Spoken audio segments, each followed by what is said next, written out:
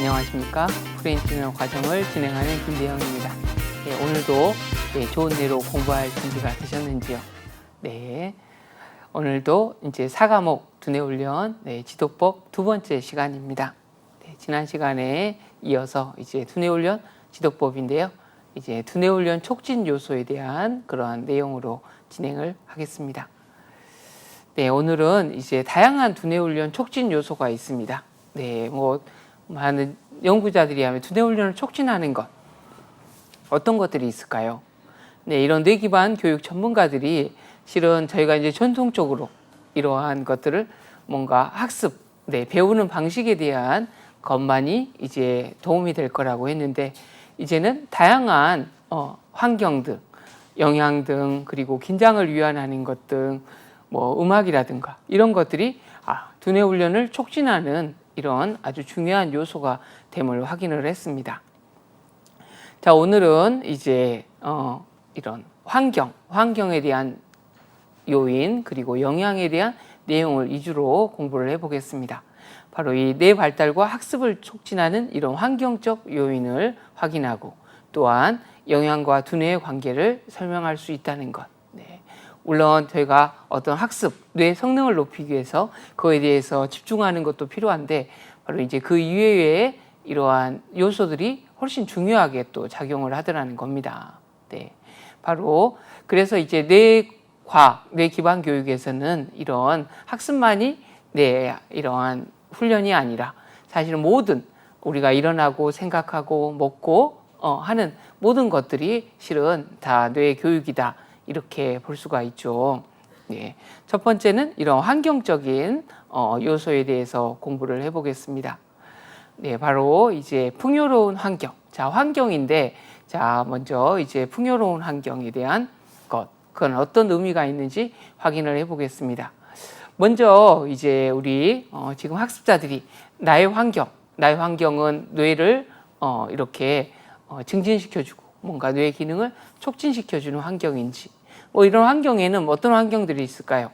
여러 가지 어떤 교육적인 학습에 대한 환경, 또 지금 뭔가 직장을 다니신다면 이런 근무 환경, 또 정서적인 환경, 다 이런 것들이 이제 환경이 될 것 같습니다.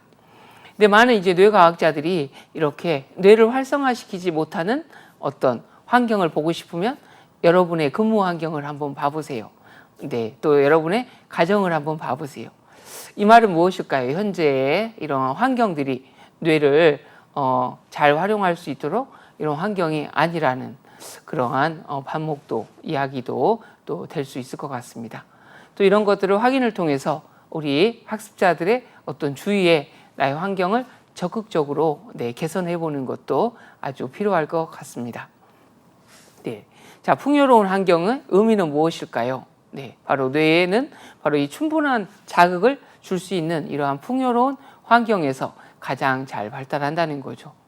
저희가 그 두뇌훈련법에서 바로 이 신경 가소성의 이론을 뒷받침하는 이런 연구 중에서 어떤 연구가 있었죠? 바로 이 쥐를 가지고 바로 이 쥐의 어떤 풍부한 환경, 먹이도 많이 주고 또 여러 가지 놀잇감도 있고 또 친구 동료의 쥐도 있을 때와 또 쥐가 혼자 있고 이렇게 할 때 바로 이 쥐의 이 대뇌폐질이 바로 더 무게감이 있고, 또한 이런 미로 시험, 그러니까 뇌가 이 미로 실험에서 훨씬 더 빨리 이렇게 빠져나오는 결과가 그만큼 지능이 좋아졌다는 거죠. 바로 이러한 풍요로운 환경에서 가장 잘 발달한다는 거죠. 우리의 이런 풍요로운 환경이란 어린아이의 이런 장난감에서부터 성인의 언어적인 이런 반응까지 뇌의 이런 풍요로운 경험을 제공하는 모든 환경을 이야기합니다. 바로 이 풍요로운 환경은 어떤 절대적인 기준을 갖지 않는 또한 상대적인 개념이 될 것 같습니다. 그러니까 어떤 사람한테는 이게 좋은 환경이지만 또 어떤 사람에게는 또 좋지 못한 환경이 있을 수가 있는 거죠. 그래서 한 상황에서의 이런 풍요로운 환경이 다른 상황에서는 또한 결핍된 이런 환경이 또 될 수 있다, 이렇게 볼 수가 있겠습니다. 그리고 바로 이 에릭 젠슨은 풍요로운 경험, 이런 환경을 위해서 이 풍요로운 경험의 핵심 요인에 대해서 이야기를 했습니다. 네, 바로 어떤 이런 환경, 좋은 경험을 할 수 있도록 어떤 새로움이 있어야 된다. 네, 바로 반드시 새로운 자극이 필요하다. 이렇게도 이야기를 한 거죠. 네, 항상 이 기존에 똑같은 걸로만 해가지고는 이 풍요로운 환경이 될 수가 없습니다. 또한 그리고 도전, 뭔가 자극이 도전적이어야 된다. 이런 도전들이 이제 적절한 도전 자극이 필요하겠죠. 너무 과도한 목표. 막 예를 들어서 막 30점 맞은 수학 성적이 30점인데 뭔가 35점, 40점 이런 도전이 필요하지 막 한꺼번에 막 90점, 100점을 갖는다든가 또 팔굽혀펴기 우리 체력 증진을 위해서 뭔가 팔굽혀펴기 연습을 하는데 한 개도 못한 이런 훈련자에게 막 100개, 200개 할 수 있다 이런 준다고 하면 또 약간은 부적절하겠죠. 네. 그리고 일상적인 이런 노력들이 내 성장에 큰 변화를 주지는 못한다는 겁니다. 또한 연관성, 이 자극은 의미의 연관성이 있어야겠죠. 이걸 도대체 했을 때 나에게 어떤 도움이 있는지, 나하고 어떤 관련성이 있는지 또 중요할 것 같습니다. 그리고 시간은 이러한 학습이 오랜 시간 동안 유지가 돼야 됩니다. 일시적으로 일어나는 변화는 학습이 아닌 자극으로 이야기할 수가 있겠습니다. 그리고 이런 풍요로운 경험의 핵심 요인의 마지막 피드백. 바로 이 뇌는 도전과 어떤 새로운 자극으로부터 무엇인가 배우려 하기 때문에 반드시 피드백을 주어야 한다는 것. 확인할 수가 있겠습니다. 이런 풍요로운 환경이 우리 두뇌에는 어떤 영향을 미칠까요? 바로 우리 뇌로 공급되는 이런 혈액과 산소가 증가됨을 확인할 수가 있습니다. 우리 뇌는 아주 대식가라고 저희가 두뇌 특성평가법에서 그래서 장비를 활용한 검사에서 이런 패트는 우리 뇌가 포도당이 얼마만큼 많이 소비되는지 또한 fMRI는 이렇게 산소가 얼마만큼 많이 소비되는지를 통해서 뇌의 기능을 측정하는 연구였죠. 우리 뇌는 바로 이 혈액과 이 산소를 많이 소비하고 그거를 적절하게 공급해 줬을 때 우리 뇌가 잘 기능할 수 있겠습니다. 이런 풍요로운 환경이 있을 때 뇌로 공급되는 혈액과 산소가 증가가 되고요. 또한 우리 대뇌피질의 무게와 이런 두께가 증가한다는 것. 우리 영장류에 아주 중요한 대뇌피질. 그리고 이런 뉴런의 시냅스 수가 증가하여 새로운 신경회로를 만든다는 것. 우리 한마디로 두뇌훈련법에서 이런 것이 뭐였죠? 바로 이 신경가소성이죠. 이 풍요로운 환경이 우리 뇌의 신경가소성 현상을 높여줄 수 있다는 것. 그리고 어떤 학습과 기억력을 증진시켜준다는 것. 우리 뇌의 이 기억이라는 것. 우리 두뇌훈련 지도의 원리에서 이런 기억 유연성의 원리, 기억이 유연하기 때문에 여러 가지 방법으로 기억력을 높일 수 있도록 하는 게 중요한데 이런 풍요로운 환경이 도움이 된다는 거죠. 또한 뇌가 손상되었을 때 회복력에도 도움이 된다는 겁니다. 이런 환경을 만들어야겠죠. 그럼 반대로 이 풍요로운 환경이 두뇌에 이런 좋은 영향을 미치는데 바로 열악한 환경은 두뇌에 어떤 영향을 미칠까요? 바로 열악한 환경은 수상돌기 가지가 가늘어지고 피질의 이런 두께를 줄어들게 합니다.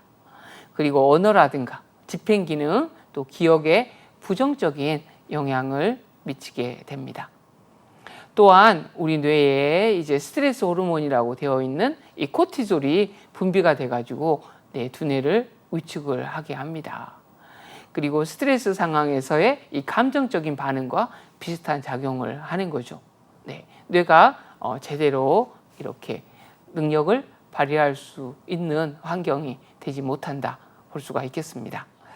이런 환경들을 개선하는 것도 필요하겠죠. 그러면 이런 환경들이 이제 우리의 학습에 아주 중요하겠습니다. 이제 실제로 그러면 학습을 할 때 어떤 환경이 도움이 되는지 어떤 환경을 만들어야 될까요? 바로 어떤 학습 환경은 이런 학습이 일어나는 어떤 물리적인 이런 공간과 그로 인해 경험하는 어떤 정서적인 환경을 모두 포함합니다. 이러한 환경 구성 요소들은 학습자의 이런 신체와 감정 상태를 변화를 시키고 바로 학습에도 직접적인 영향을 미치게 되는 거죠. 이런 뇌 친화적인 어떤 학습 환경은 그러면 어떤 게 돼야 될까요? 한번 생각해 보시면 또 좋을 것 같습니다. 혹시 본인이 학습자라면 또 우리의 가족들이 이런 어떤 학습에 이런 상황이 있다면 어떤 친화적인 이런 환경을 또 만들어주는 게 필요할까요?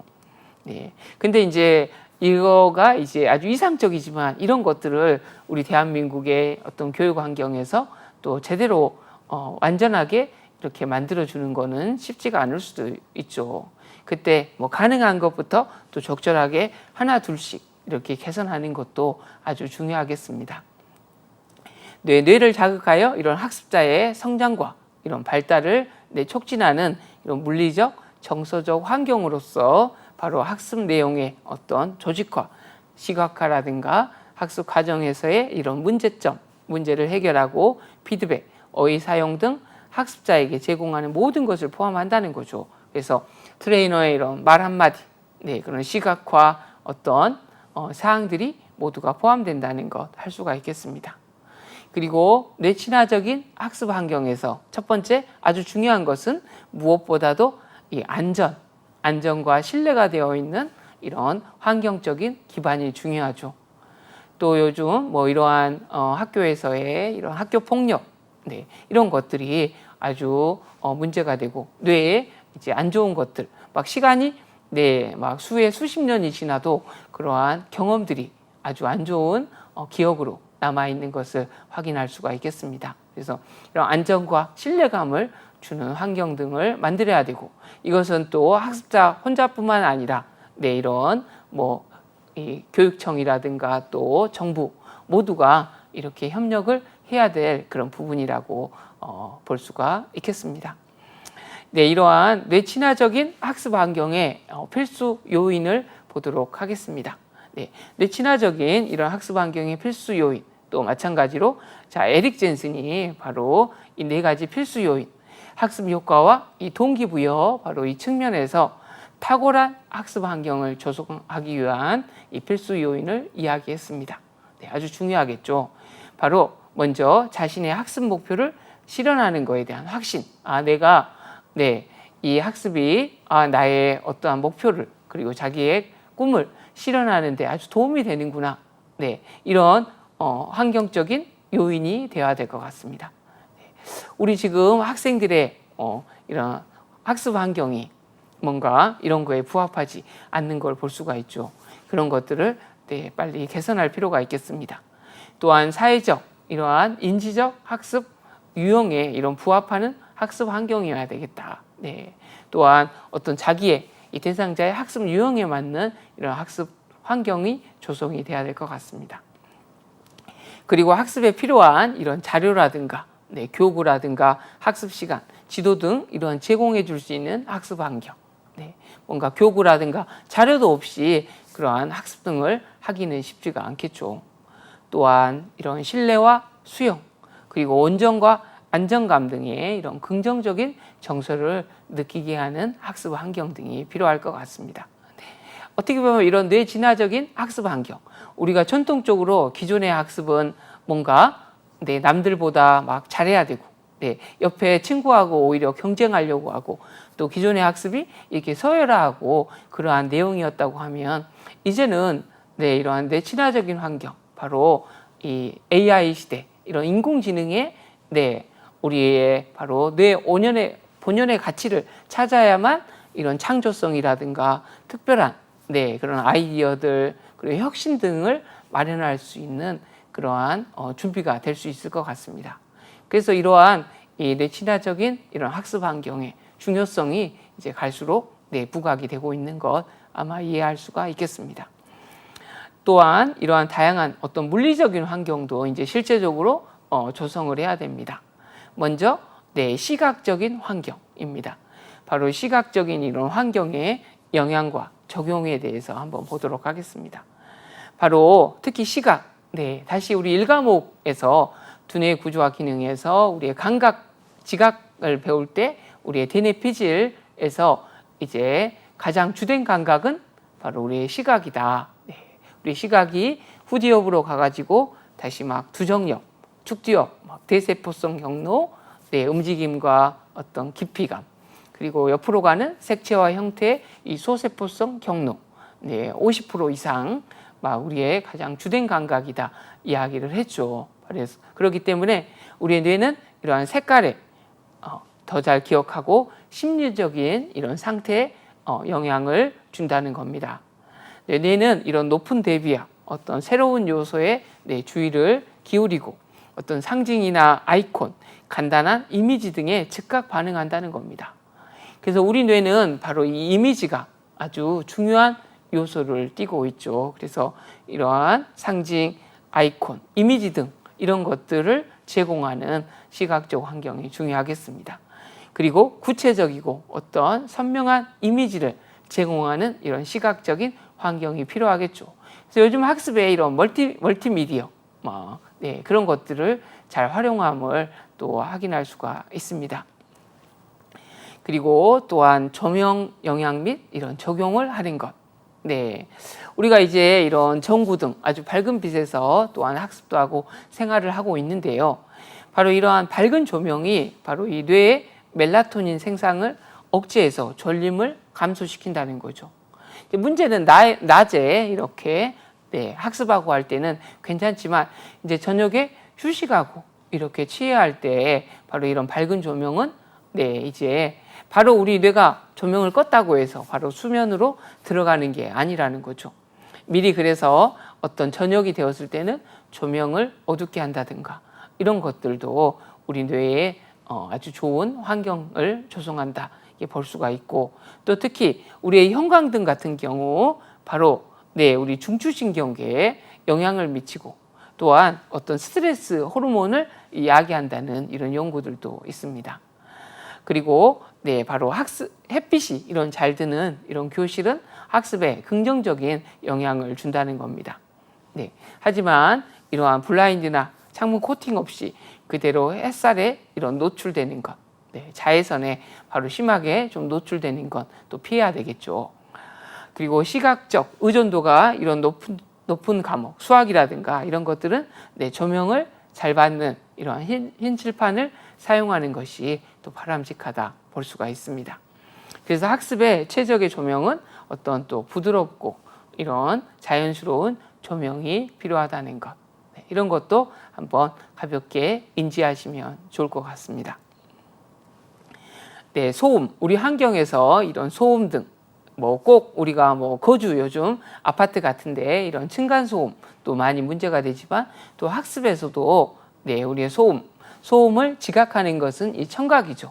우리의 청각은 이 사회적인 관계, 예, 학습에 또 아주 중요합니다. 저희가 지금도 말을 하고 듣고 하는 것들은 우리의 청각에 아주 중요하죠.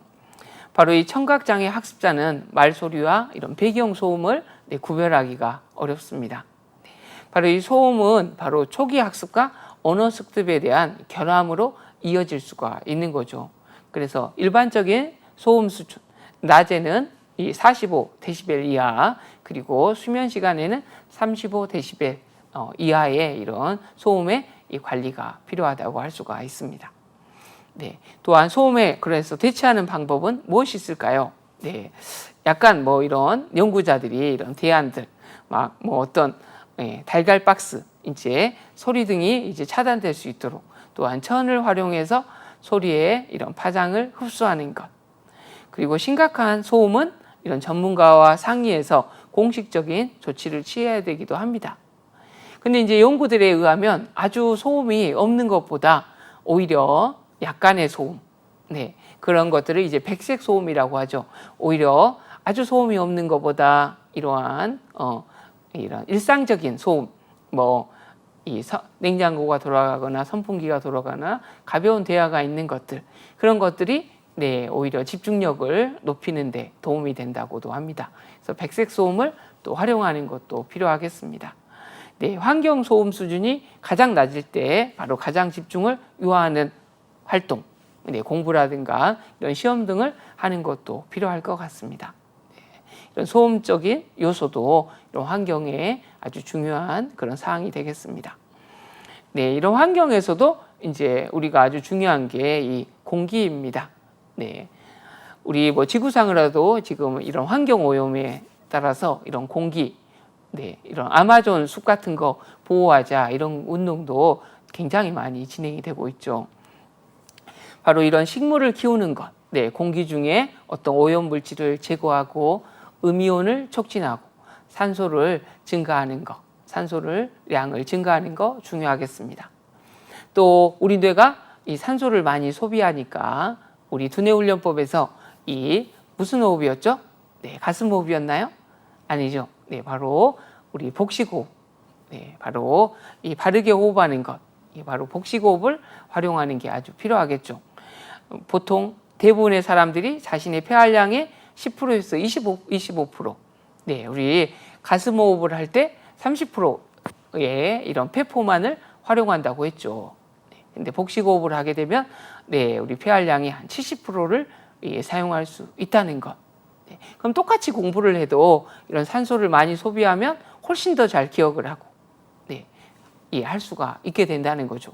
네, 같은 시간을 공부하는 게 아니라 내가 반 정도 줄여서 그 효과를 높일 수 있다면 네, 어떻게 생각하시나요? 아주 중요하겠죠. 그리고 오염되지 않은 이런 고농도의 어떤 산소를 제공하는 것, 네, 숨을 깊게 쉬도록 권장하는 것, 또한 스트레스 압박감을 느낄 때 이런 호흡법을 활용할 수 있게 하는 것들도 아주 중요한 이러한 물리적인 환경이 될 것 같습니다. 네, 또한 물리적 환경을 그래서 조성하기 위해 가지고 이런 다용도의 어떤 책상을 활용하는 것, 그래서 이런 신체 활동, 조별 학습이 가능한 정도의 공간, 또 출입이 용이해야 되는 것들, 또 협동 학습뿐만 아니라 이 개별 학습의 공간도 필요하겠습니다. 또한 너무 춥거나 너무 따뜻한 것들도 안 되겠죠. 냉난방이라든가 환기시설도 확인을 해야 되고 자연채광이나 이런 전파장, 광선도 활용을 하고 작은 스탠드 조명도 활용을 해야겠습니다. 또한 유해 물질은 제거해야 되고 또 그래서 학교 같은데 이런 성면이라든가 막 다 제거하기도 했었죠. 또 정수기라든가 이런 것들, 또 전시물, 포스터, 게시판, 이 멀티미디어 기기, 휴대용 음향기, 네, 바로 이런 것들이 이제 객관식으로 문제 나왔을 때 이런 것들을 기본적으로 잘 이해하고 계시면 네, 애우기보다는 이런 내용들을 이해하시는 게 이제 시험에 아주 도움이 될 수 있겠습니다. 이런 시청각 자료라든가 인쇄물, 그래픽 자료, 그리고 촉각 자료, 이러한 충분한 활용품 등도 물리적 환경 조성의 네, 방안이 되겠습니다. 네, 또 하나 이제 환경 등, 환경 하나만 해도 네, 굉장히 중요함을 알 수가 있죠. 네, 이런 것들이 우리의 두뇌 훈련을 촉진하는 요소의 아주 중요한 사항이 된다는 겁니다. 네, 바로 정서적인 환경도 조성을 해야 됩니다. 이 정서, 우리 1과목에서도 우리의 다양한 정서 등이 중요하다. 그리고 정서의 기전 등, 네, 또 배웠습니다. 네, 이런 것들도 바로 두뇌 훈련을 촉진하는 요소, 이 환경적인 요소로도 되겠습니다.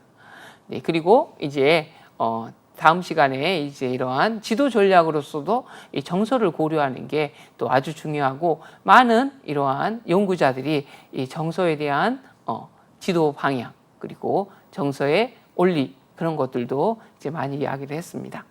또한 정서의 이런 학습 환경의 요인을 한번 보면 네, 바로 편안한 각성 상태가 유지돼야 된다는 거죠. 이런 편안하고 안정된 각성 상태, 그래야만 뭔가 도전하려고 하는 의식이 일어난다는 겁니다. 또 사회적 소통의 경험, 협동학습의 기회를 제공해야 됩니다. 또 적절한 스트레스, 네, 이런 것들 아주 중요하죠. 바로 우리 스트레스가 아예 없는 것. 네, 우리 연령별 두뇌 발달 특징에서 이 태아에게 부모님의 스트레스는 없는 게 아주 도움이 된달까요? 아닙니다. 오히려 없는 것보다 적절한, 과도하면 안 되겠지만 이 적절한 스트레스는 오히려 필요합니다. 네. 도전 욕구를 불러일으킬 정도의 이런 스트레스 수준을 유지해야 된다는 것. 네. 자, 정서적 학습 환경의 이런 조성입니다. 바로 이런 어떤 정서적인 학습 환경을 조성해야 될까요? 바로 우호적인 상호관계를 유지하며 바로 학습자의 동기와 참여 그리고 도전의식을 최대한 이끌어낼 수 있는 이런 환경을 구축하도록 해야겠습니다. 또한 스트레스 예방 기술을 사용을 알고 그래서 저희가 두뇌훈련법에서 배웠던 이런 이완법 그리고 명상법 이런 것들이 또 필요하고 또 움직임을 적극 활용하는 뇌체조나 브레인 짐 등도 아주 좋은 요소가 되겠죠. 네, 바로 이야기 활동을 통해서 정서적인 소통을 한다는 것. 네, 또한 뭔가 가볍게 안마, 등만 두드려주고 해줘도 긴장이 풀리는 것을 느낄 수 있습니다. 그리고 호흡이나 명상, 어떤 기공체조, 뇌체조, 요가 등으로 몸과 마음을 안정시킬 수 있다는 거죠. 그리고 차분한 상태를 유도하는 말, 조용한 이런 음악을 듣는 것들, 또한 물을 마시는 것들도 정서적인 학습 환경에 도움이 되겠습니다. 이런 다양한 우리 환경 등 내가 개선할 수 있는 어떤 환경이 어떤 것이 있는지를 확인하는 게 필요할 것 같습니다. 이제 두 번째 우리 두뇌훈련 촉진 요소. 바로 이제 영양과 두뇌, 영양에 대한 내용입니다. 우리 1과목에서도 우리 영양에 대해서도 배웠고 했는데요. 바로 우리 먹는 게 우리의 신체와 뇌를 만들죠. 그리고 대표적으로 우리 뇌는 이 포도당을 이 영양분으로 흡수하는데 또 3대 영양소가 있죠. 우리 포도당과 또 지방과 단백질, 그거와 더불어서 이런 비타민, 무기질 이런 것들도 있는데 그런 것들을 또 한번 확인해 보면 좋을 것 같습니다. 우리 뇌가 이런 두뇌 훈련이라는 것이 바로 막 뇌체조, 명상, 이완만 지도하는 게 아니라 바로 뇌가 정말 건강해질 수 있는 이러한 전반적인 것들을 다 이 배경으로 알고 있을 때 두뇌 훈련을 보다 촉진할 수 있다는 것.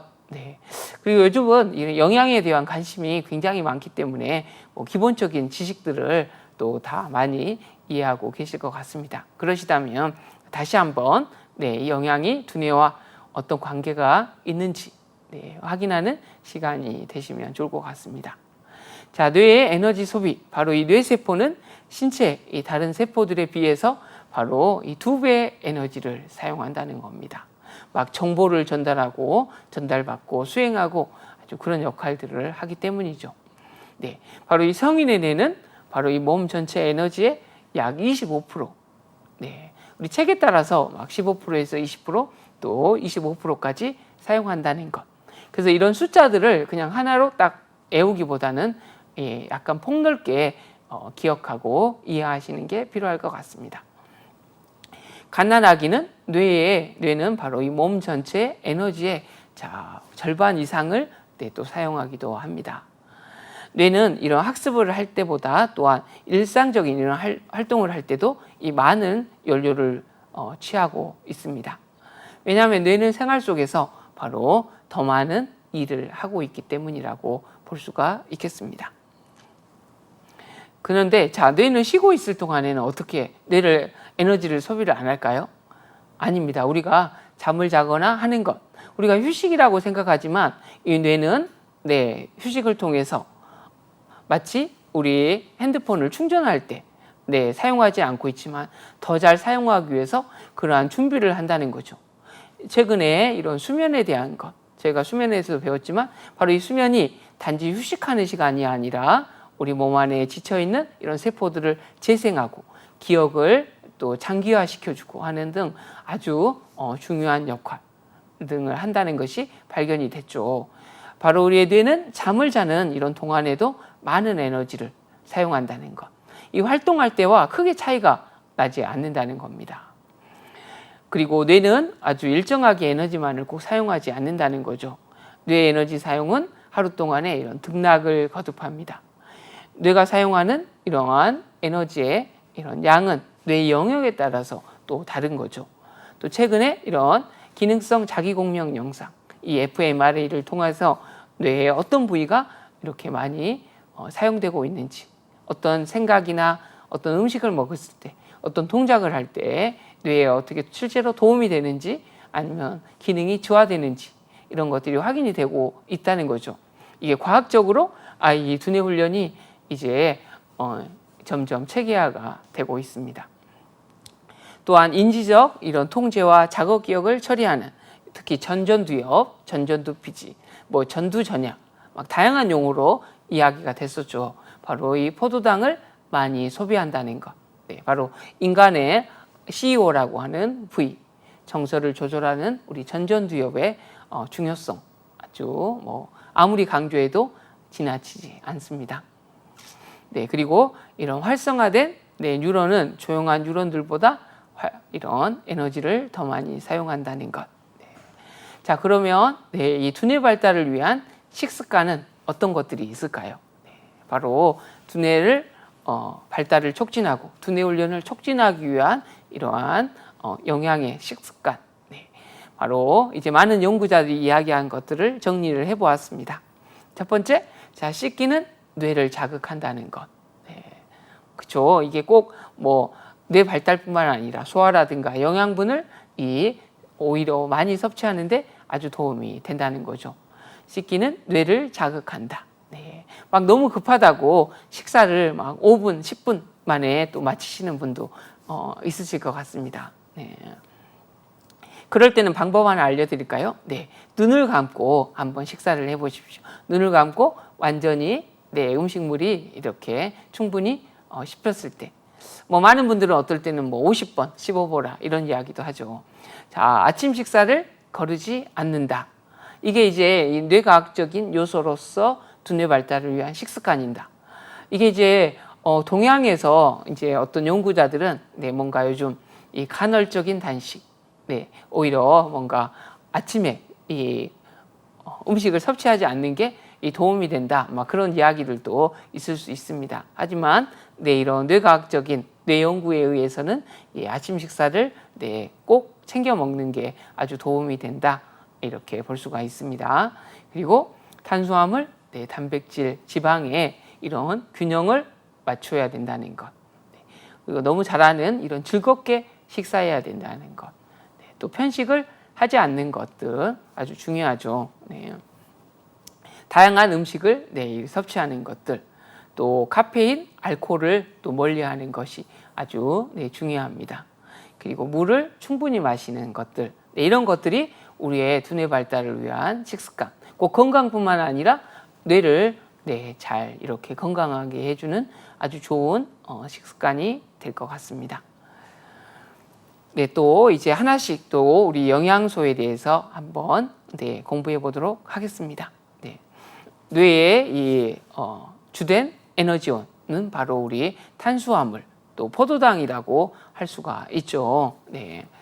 근데 이제 문제가 되는 것들이 이제 현재 이러한 정제된 이런 탄수화물, 흰 밀가루, 또 아마 흰 쌀밥, 흰 설탕 이런 것들이 이제 급격한 뇌의 이런 영양 공급으로 오히려 문제가 된다는 거죠. 바로 이 뇌 에너지원은 이 탄수화물이 가장 단순한 형태로 분해된 포도당입니다. 우리 뇌는 하루에 이런 종이컵 한 컵 정도의 이런 영양분이 꼭 필요하다는 것이죠. 그래서 막 이런 다이어트 한다고 해가지고 아예 이런 탄수화물 섭취를 제한하는데 이런 뇌로 봤을 때는 아주 심각한 영향을 또 미칠 수가 있습니다. 그렇죠. 그리고 이런 것들 남는 에너지는 우리 몸에 이런 글리코겐, 우리 영양에서 배웠죠. 이런 우리의 근육 같은데 이렇게 간이나 근육에 저장이 되어서 필요할 때 이렇게 사용할 수 있다. 근데 이런 트리글리세리드는 무한정 이런 지방의 조직으로 저장이 되기 때문에 이 적절한 이런 음식 섭취가 또 중요하다고 이야기를 드렸죠. 바로 이 포도당은 아세틸콜린의 전구체, 이 아세틸콜린이 이렇게 분비될 수 있도록 하는 유도를 도와주는 물질이라는 거죠. 바로 기억력과 인지력에 이런 중요한 역할을 한다는 것. 바로 뇌의 바로 이 주된 에너지원이라는 게 아주 중요한 그러한 영양의 탄수화물에 대한 내용이 될 것 같습니다. 자, 두 번째는 이제 단백질입니다. 바로 이 단백질은 뇌 기능의 주역이다. 이렇게 이야기를 하죠. 네, 바로 단백질은 뇌를 비롯해서 어떤 장기나 이 근육을 만드는 바로 이 재료의 역할을 한다. 단백질은 먼저 이 펩티드로 분해가 되고요. 다시 아미노산으로 분해가 되는데 바로 이 아미노산은 바로 우리 뇌의 이 신경 전달 물질. 바로 어디서 분비되죠? 우리 뉴런과 뉴런 사이의 구조물이 뭐였죠? 네, 시냅스에서 이런 신경 전달 물질 막 집중하게 하고 기억하게 하고 또 기쁘게 하고 나를 살아있게 하고 행복하게 하는 뭐 이런 세로토닌, 막 도파민 이러한 신경 전달 물질을 생성하게 하는 아주 필수적인 요소가 된다는 거죠. 그래서 단백질이 부족하면 뇌가 활성화되지 않고 이런 기억과 언어, 사고에 문제가 된다는 겁니다. 이러한 단백질은 신체 조직 형성 및 재생, 체액 평형의 유지, 항체 형성, 그리고 호르몬 생성, 영양소의 운반, 효소의 이런 기능 등을 한다는 겁니다. 그래서 이런 내가 행복하기 위해서 우리가 막 현대인들이 너무 급하다 보니까 아까 그런 정크푸드 막 5분 10분 만에 이렇게 급하게 먹고 하는 것이 아니라 나의 뇌를 우리 뇌가 행복하기 위해서 인생을 살고 건강하기 위해서 살기 때문에 바로 모든 게 두뇌 훈련이다 이렇게 볼 수 있습니다. 자, 이런 건강한 환경을 만드는 게 아주 중요한 두뇌 훈련이고 또 이러한 영양분을 골고루 이렇게 잘 섭취하는 게 두뇌 훈련을 나의 뇌를 건강하게 만드는 것이다 이렇게 볼 수가 있겠습니다. 자, 세 번째는 이 지방입니다. 지방은 뭔가 이제 우리 아까 트리글리세리드 이런 것들은 너무 많이 이제 몸에 남아가지고 그게 비만이다. 우리 세계보건기구에서 이 질병으로 이미 분류를 하고 있죠. 그렇게 이제 지방은 무조건 안 좋은 거다 이렇게 할 수도 있겠지만 우리의 뇌는 바로 포도당을 영양소로 섭취하지만 이런 단백질, 지방도 꼭 필요로 한다는 거죠. 왜 필요한지 한번 보도록 하겠습니다. 바로 이 지방은 뇌 윤활유의 역할을 합니다. 지방은 바로 이 뇌의 중량 중에서 제일 많이 차지합니다. 50에서 60%를 차지하는데 왜 그럴까요? 바로 차지하며 뇌의 구성과 작용해서 아주 중요한 이러한 필수 성분을 갖고 있습니다. 바로 이 지방은 특히 뉴런의 축삭돌기, 우리 기억나시나요? 우리의 뉴런은 세포체가 있고 정보를 받아들이는 수상돌기, 그리고 정보를 전달해주는 축삭돌기가 있었죠. 이 감각과 운동에 대한 기본적인 수초화는 거의 0세부터 1세까지 형성이 되는데 우리의 DNA피질은 한 0세부터 15세, 그리고 우리 전전두 피질은 거의 20세 후반에서 30세 초반까지 이 수초화가 진행이 된다는 것 이야기 드렸죠. 바로 그 수초화를 만드는 역할을 하는 게 바로 지방이라는 거죠. 지방이 이렇게 중요했구나. 그러니까 적절하게 이렇게 필요하겠죠. 바로 이 지방은 뉴런의 축삭돌기를 덮고 있는 수초의 주성분으로 바로 이 전기 신호가 주변으로 새나가지 않도록 도와주는 그런 역할을 한다는 겁니다. 지방은 바로 이 신경세포의 막을 구성하고 이 성호르몬의 연료가 되기도 합니다. 지방은 염증의 발생과 치료 과정에 바로 이 중요한 역할을 한다는 거죠. 아마도 이 건강기능식품으로 이러한 지방을 또 섭취한 것을 또 확인할 수가 있으실 것 같습니다. 어떤 거냐면 바로 이제 우리 지방은 이 불포화 지방과 이 포화 지방으로 나눈다는 거죠. 아마도 잘 알다시피 이 포화 지방이 문제가 되는 거죠. 특히 현재 이러한 인스턴트 식품, 막 피자라든가 햄버거, 이러한 빵 등에 이제 많이 포함이 된 거죠.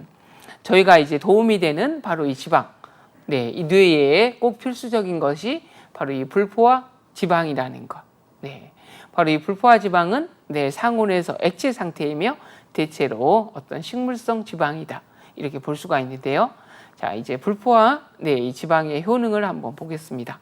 바로 이 지용성 비타민 A, E, 뭐 ADEK의 흡수를 도와주고요. 또 별표를 치시면 좋겠죠. 뇌와 중추신경계의 건강을 유지하고 면역 기능을 강화해 주는 역할을 합니다. 그리고 피부를 탄력 있게 유지하게 하고, 와, 굉장히 좋은 거죠. 신체 활동에 필요한 에너지를 공급하는 것. 또한 만성 질환을 이런 발생률을 낮추고 체중을 조절해 준다. 그리고 콜레스테롤의 그 LDL은 수치가 낮아야지 좋고, 그리고 높은 HDL 콜레스테롤은 수치가 높아야 되죠. 바로 이 불포화 지방은 바로 이 LDL 콜레스테롤 수치를 낮춰주고 HDL 이 콜레스테롤 수치를 높인다는 거죠. 와, 네. 자, 그렇지만 이제 문제는 포화 지방이라는 거죠. 바로 이 포화 지방은 상온에서 고체이며, 육류라든가 유제품, 달걀과 같은 동물성 식품이나 코코넛 오일, 팜유에서 많이 발견이 됩니다. 네. 특히나 이제 이런 거 적절히 섭취해야 되지만 이제 트랜스 지방이라고 하는 거죠.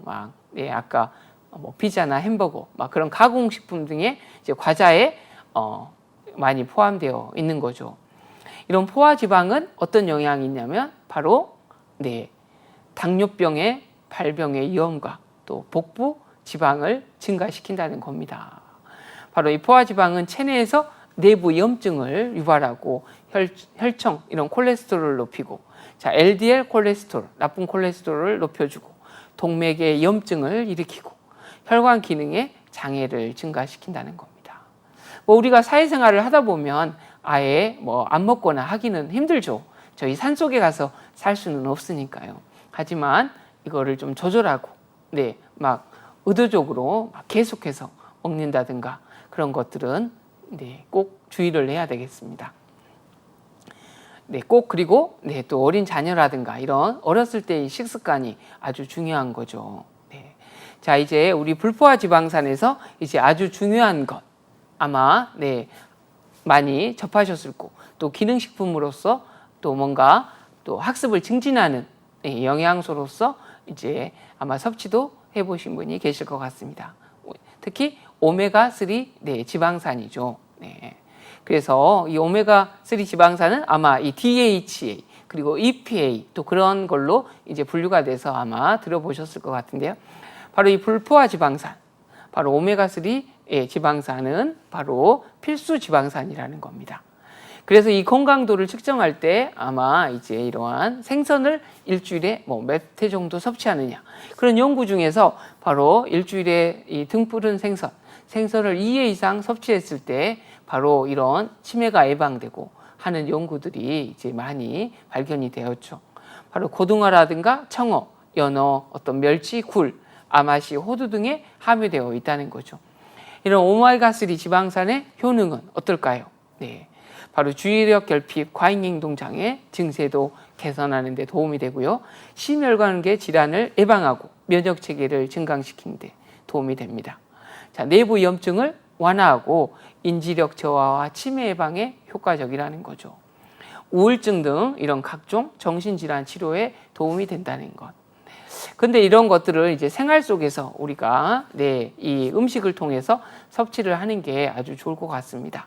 이런 건강 기능식품 등 너무나 이제 사실은 많기 때문에 그런 것들을 다 섭취하려고 하면 정말 이제 과유불급이다 이런 생각이 듭니다. 또 그런 것들을 진짜 섭취했을 때 뇌에 실제적으로 얼마만큼 도움이 되는지 그런 것들을 또 정확하게 확인하기가 어렵죠. 바로 이러한 영양을 통해서 이러한 영양소를 섭취하는 게 아주 중요합니다.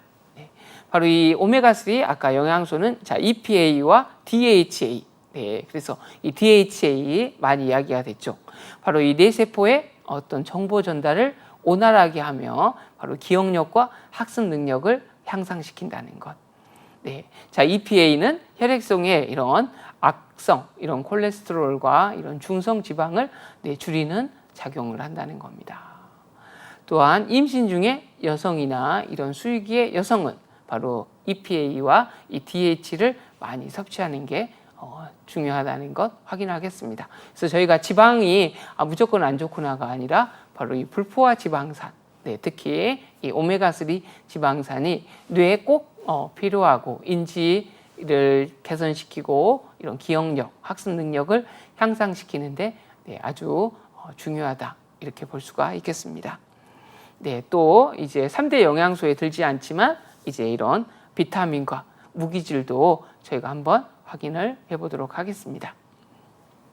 바로 이 비타민, 바로 신체 전반의 에너지 대사에 아주 과정에서 이 필수적인 역할을 한다는 거죠. 네. 하지만 이게 체내에서 합성이 되지 않기 때문에 바로 이 식사를 통해서 네, 공급이 되어야 됩니다. 또한 섭취를 부족할 때는 각기 이러한 독특한 결핍 증상을 나타낸다는 거죠. 이런 결핍증 대부분이 바로 네, 치명적이 될 수 있다는 거죠.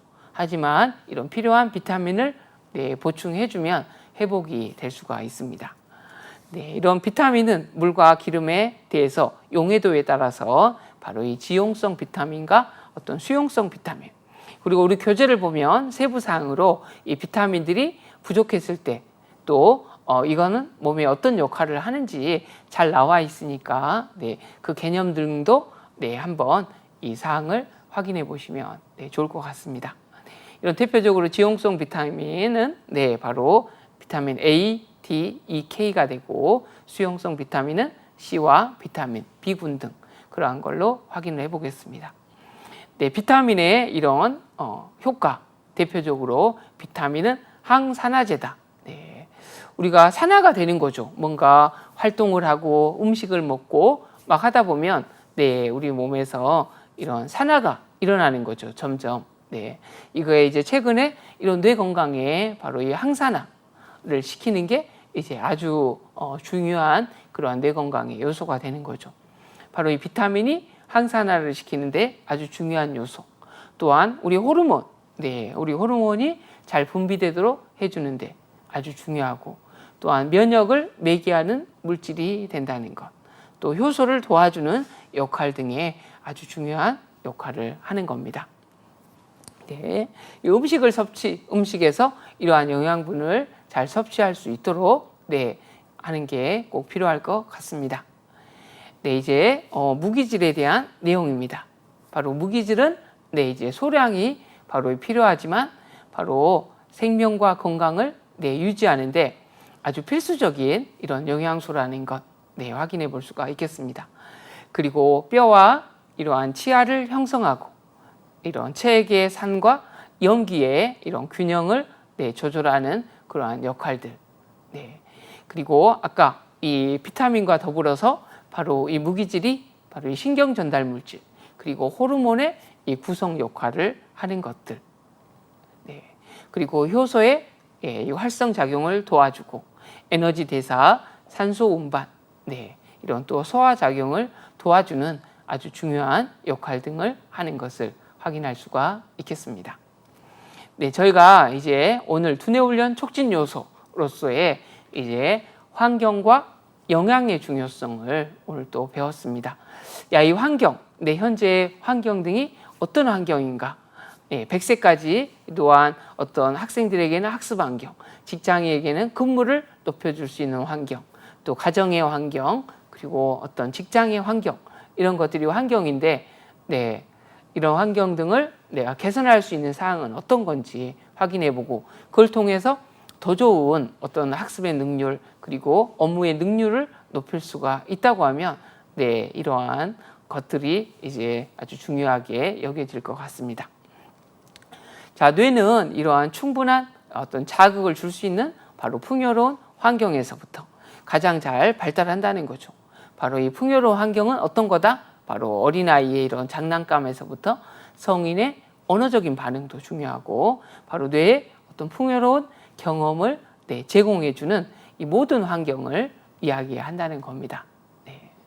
자, 그리고 영양소, 우리가 3대 영양소, 포도당이나 네, 단백질, 지방, 그리고 비타민, 무기질, 이런 것들은 바로 우리의 뇌세포의 구조와 기능, 세포벽의 원활한 기능을 유지하게 해주며 또한 신경 전달 물질의 생성 및 활동, 호르몬의 이러한 규칙적인 순환을 돕는 아주 중요한 기능을 한다는 겁니다. 네, 환경과 영양의 중요성. 예. 자, 배운 내용을 예상 문제로 한번 풀어보겠습니다. 자, 잘 들으셨으면 쉽게 푸실 것 같은데요. 자, 내 친화적 학습 환경에 대한 설명으로 옳지 않는 것은 자, 안전과 신뢰가 기반이 되어야 된다. 학습자의 이런 성장과 발달을 촉진해야 된다. 언제 어디서나 누구에게나 공통적으로 적용해야 한다. 맞나요? 학습자의 사회적, 인지적 학습 유형에 부합하는 학습 환경이어야 한다. 자, 시각적 환경, 언어 공간, 문제 해결 등 다양한 요소들을 포함해야 한다. 네, 뭘까요? 자, 누구에게나 공통적으로 적용할 수는 없다는 거죠. 어떤 사람에게는 네, 좋지만 어떤 사람에게는 상대적일 수가 있다는 것. 네. 자, 아주 중요한 정서적 학습 환경의 조성 방안으로 옳지 않는 것은 자, 편안한 각성 상태를 유지하도록 한다. 사회적 소통을 경험할 수 있는 협동학습을 계획한다. 정서적 안정을 위해 자, 도전적 과제는 피하는 것이 좋다. 스스로 선택하고 결정할 수 있는 기회를 충분히 준다. 비언어적 메시지와 부정적 암시를 긍정적으로 변화시킨다. 정답은 네, 3번이었죠. 도전적 과제는 네, 적절한 도전적 과제가 필요하다는 것 네, 확인할 수 있었습니다. 자, 수분 섭취에 대한 설명으로 옳지 않는 것은 무엇일까요? 네, 우리 물이 아주 중요하죠. 갈등을 느끼지 않더라도 수시로 물을 마신다. 수분 섭취를 통해서 스트레스 반응을 늦출 수 있다. 자, 수분 섭취량의 20% 정도는 과일이나 채소로 섭취할 수 있다. 자, 커피나 홍차는 이뇨작용 때문에 탈수 현상으로 이어질 수 있다. 운동을 한 후에는 스포츠 음료를 마시는 게 건강에 도움이 된다. 뭘까요? 다 맞는 것 같나요? 네, 저희가 광고나 그런 것 때문에 스포츠 음료가 도움이 된다고 하지만 실제로 네, 당과 나트륨의 함량이 높고 미네랄이 들어있어서 건강에 좋지 않기 때문에 순수한 물을 마시는 게 가장 바람직할 것 같습니다. 네. 자, 이제 오늘 두뇌훈련 지도법의 촉진 요소, 환경과 영양에 대해서 배웠는데요. 또 3강에서 그 외에 다양한 두뇌훈련 촉진 요소에 대해서 배워보겠습니다. 자, 오늘도 수고 많으셨습니다. 감사합니다.